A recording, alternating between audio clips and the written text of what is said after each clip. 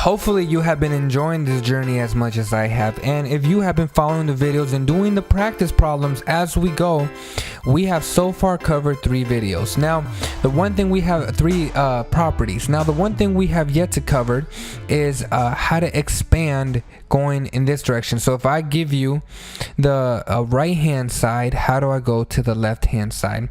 And again, orange is the new black, so I'm using orange. It's kind of the theme of the video. Maybe this is more orangey like, so yeah, I'll use that one. Okay, so for example, let's say I have I want to just kind of show you, let's say I wanted you to expand this, meaning I wanted you to put this into multiple logarithms. Well, you're gonna get let's try an example. Log base 3, let's say x squared times y. Okay, well, you see there's a multiplication, right? So you might write, well, log base 3 multiplication, that's the first one, so we're gonna need a plus sign. So log base 3 of the first number expression in front of the multiplication, x squared. So log base 3 of x squared plus log base 3 of y. In previous videos we wrote this as log base 3 of x times x. Well, we no longer need to do that because we see this exponent here. We can now use the third property on this because there's a 2 on the exponent. Well, look over here, it's like x squared AC. What can we do going in this direction? What can I do with this c? Well, the c just multiplies on the outside, so the 2 just multiplies out on the outside, and I'm going to get 2 times log base 3 of x plus log base 3 of y. And that would be my fully simplified logarithm, and it makes sense because we have 2 of those. All right, if you're not convinced, let's try another one, just kind of expanding problems that involve this. So I don't know, let's say log base of, I haven't used a big number, so 200 of, let's say let's use x squared divided by 2y.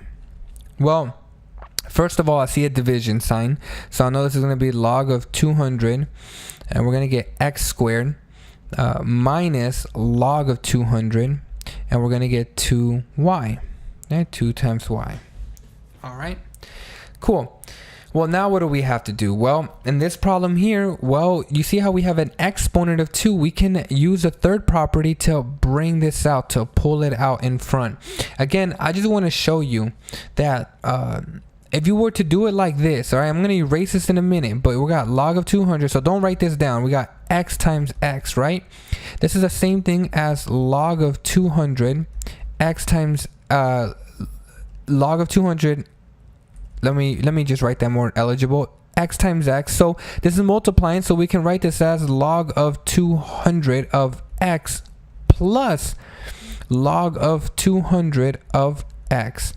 Well, let me ask you, how many copies do we have of this? Well, we have 2, so this will be 2 log of 200 of x because we have 2. That's why we can also put a 2 in front. You can think of it in multiple ways. All right, so anyways, backtracking. You don't have to do that, but that's just to show you. All right, so what's going to happen? Well, we can use a third property just to put the 2 out in front, and you're going to get 2 times log of 200 of just x. All right, and we kind of skipped that whole simplifying process out. All right, now we have minus, and I have to kind of put big parentheses, and now let's simplify this. Well, we have a multiplication sign, so I get log of 200 of 2 plus log of 200 of y.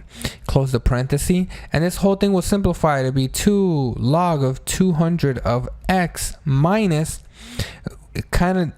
this one, which is log of 200 of 2.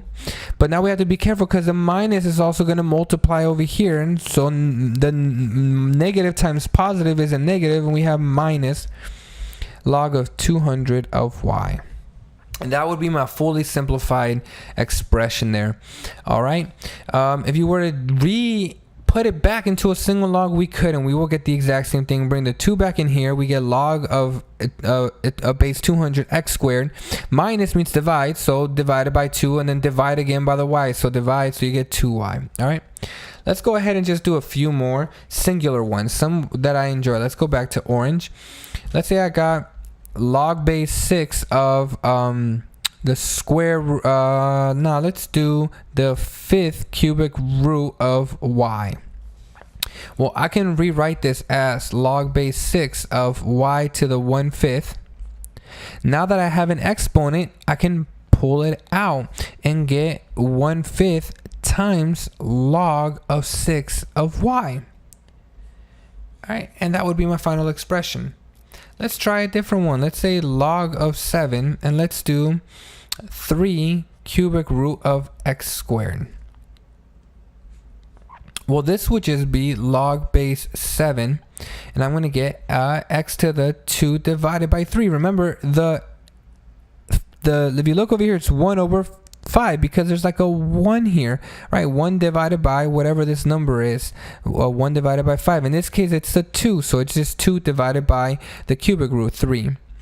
Okay, now that I put it into a fraction and the exponent, I can now pull it out in front, and you're going to get 2/3 times log base 7 of x. And that would be my simplified component there. All right, let me see how long this video is. It's about 6 minutes. I think I'll stop here. I did go through a few example problems that were a bit challenging, and now you can go ahead and try some of the problems on your own that you've been working with. Thank you very much, my friends, and I hope you've enjoyed the video.